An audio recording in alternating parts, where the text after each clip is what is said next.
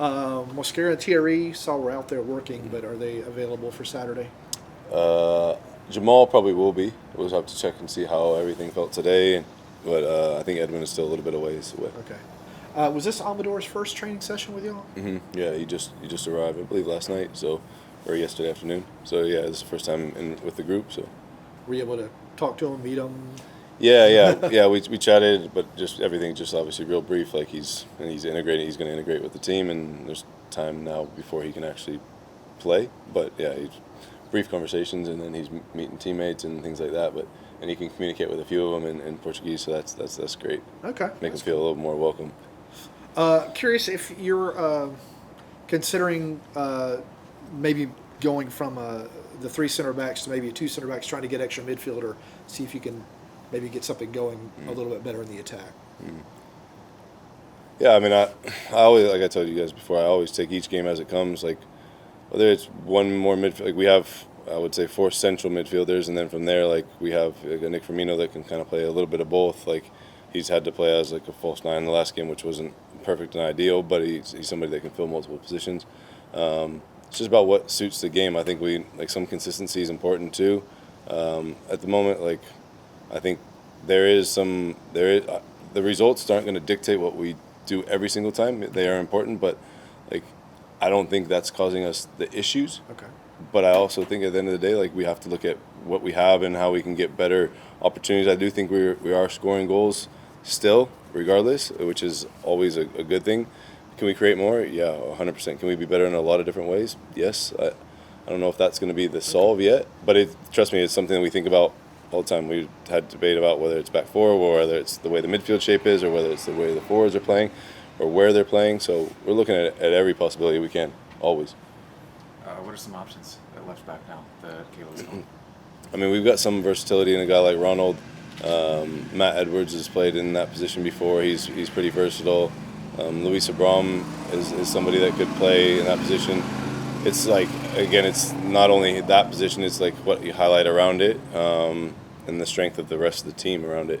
So yeah, even at the end of the Open Cup game, we're just trying to push numbers forward, and with the substitutions we've made and things like that. So even Luis found himself up in a higher position than I'm sure he would have normally been. But yeah, we've got other options. Maybe not an out-and-out left back, but people that can do a job. Understood. I want to ask about Tristan. What have you thought of his performance in general this year? Yeah, I mean, I think Tristan he's a really talented player. I really enjoy working with Tristan. Great kid, great worker. In terms of the other, like I actually had a chat with him this morning just about a lot of different things. Like I think he was hard on himself, rightfully so, or however he wanted to handle it. But like he lost the ball and then they hit us in transition. And if you give Tristan that ball 10 times, I don't think he loses it. Maybe once, but the one time it happens, and I think he felt obviously responsible or something like that for that. I think, like I've said with a lot of these guys, I feel like we can get more out of them. He's somebody that has got an interesting skill set where I think he can play as a 6. He can play as a little bit of an 8, but he's like almost like a hybrid position. It's just about setting him up and others around him to make sure that the team is successful in those ways, and that his qualities can show well or better, or however we can get him kind of ticking better. I would ask about that in particular. It seemed when he arrived, he had a lot of freedom, almost because he was just new and maybe didn't have the instructions down as far as what I wanted from him tactically. Yeah, this year it's felt maybe almost rigid for him a little bit. Has that helped or hurt? I don't know. I mean, I think that there's difference. He'll be playing differently than he played in the beginning part of the season, Right. Probably because I would like there to be some more fluidity, some more freedom. Again, using that word like a little bit loosely, like it's not that he does whatever he wants, but letting him make sure he can go and express himself. Like we were talking about the New England game in specific, like he played in a midfield 3, but like it didn't mean that he needed to be the one that's creating the attack all the time, but he can do it in a deeper position, whether he goes on the carry on the dribble, or he looks to combine with people. So it's trying to set him up in the ways that highlight his like skill set.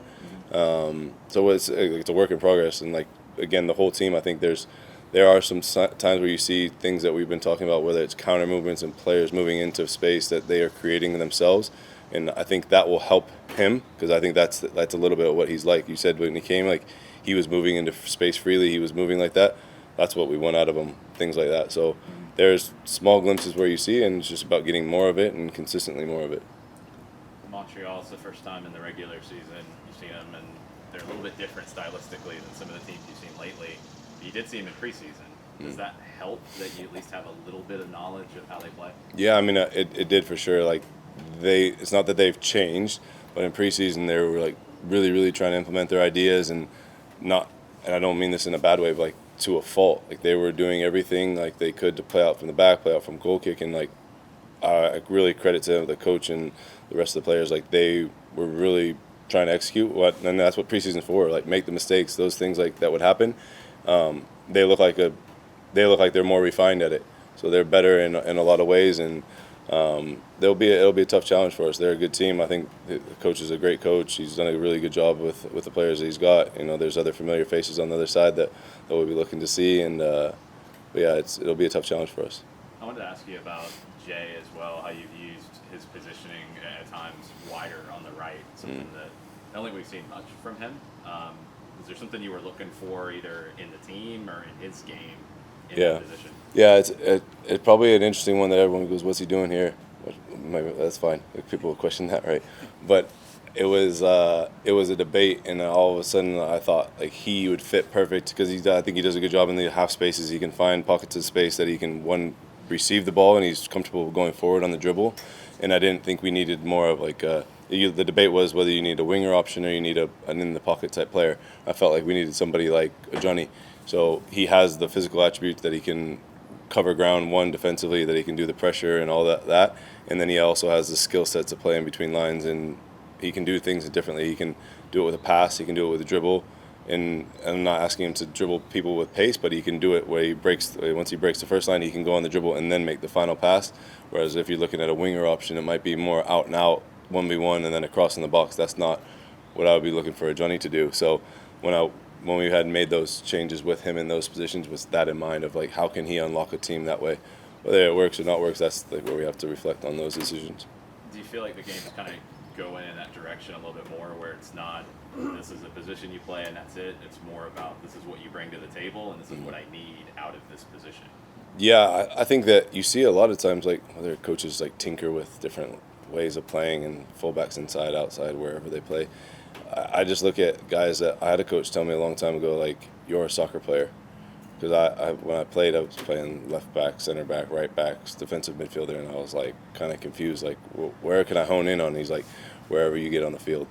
And I'm not saying that that's what we do with these guys, but it is important that if we see a skill set that they might have that we can utilize in a different position, it gets them on the field. It's good for them because they all want to play, and then it's good for the team if we think it can benefit. Like Johnny, like you're just bringing him up because he's played right back before. Yeah. He's done things like that. So I think that's a credit to him that he's got that versatility. Now they all want to hone in on one thing and then be the solid starter, but that versatility in guys that can be effective is really important, and making sure that it's not affecting everybody else. I think that's where it becomes like where I see a difference in when you watch teams around the world is like sometimes people are putting things in there and you're like, leave them, don't do that.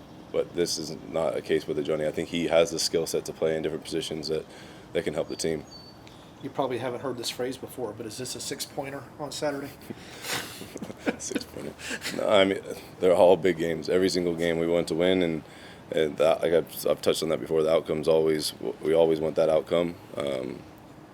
You only get 3 points for it. If we get 6 for it, someone call me and tell me. But they're all really important at this point. Like we don't stress any more importance or less importance to the games. They're all really important. And you've talked about a few times now not wanting to make the same mistakes again. Mm-hmm. Are you seeing some of the same mistakes again? Not entirely. I mean, we went from Salt Lake to this game, the Open Cup game, and we hit on set pieces right away. Set pieces, there was a little more alertness to it.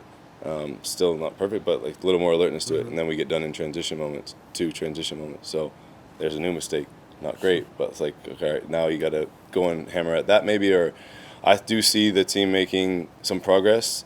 In my opinion, I see the team making some progress in certain areas. We talked about counter movements a little bit. I see some of that. And then in the first half of the Salt Lake game, if you look at the defensive shape and that doesn't matter what formation we play. If our defensive shape can be solid and we can be hard to beat in some areas and turn those into attacking chances for us, then I think we have a really good chance to turn us into a different type of team with a different skill set. So I think we have good attackers, and we can get more out of them maybe, but also at the same time, I think there's been a knock on the team about defending. If we can get better at that, as you talk about one thing we can really go at, if we can get better at that, then we can look at, all right, now we've got some different skill sets here, and we can tap into some different things in different games. And the players you mentioned as possible left backs, do you also see them able to play as left wing backs too? Mm-hmm. Yeah. Well, yeah. I would say most of them. They'll look at it's a complement of whether maybe they're a left wing back, or maybe they're just the left back and they're in a 4. Mm-hmm. It'll be obviously what's around them, physically where everybody's at, the opponent we're playing, like right. what they bring as well. I would say I get it. There's limitations. Like Caleb's gone. He's not here. But I told you guys before, who's not here is not my point of it's not my concern right now. It's not my worry. I have to think about what we have here and how we can get the best. We don't have a natural left back. Right. That is what it is, and we'll go after what we got. And then last one for me: how do you begin to integrate Amador into the team, into the tactics, and the things that you want to see out of him as a soccer player? Yeah, I think the coolest thing today was that the first thing he was in was a video session that we did preparing for the upcoming opponent, looking at some film review from some of the last games from a defending standpoint, and then we did a whole team defensive walkthrough about knowing roles, responsibilities, and we touched on our shape that we're in now, and then shape that we could play in the future. So right away he got right into it. So that's great. And then the familiarity, I think, will come. I think we need to see a base of where his fitness level is at. So he'll get that time in the time before he's actually available to play. So he'll have that to integrate. And then he'll hopefully have time as he sees the games. And he's in every video session, in every team meeting that he can see as we got these next couple games coming up before he can play. Is he allowed to travel with y'all right now? I don't know that. That's a good question. I'm not sure. All right. Good? All right, thanks. All right. Thank you, guys. Appreciate it.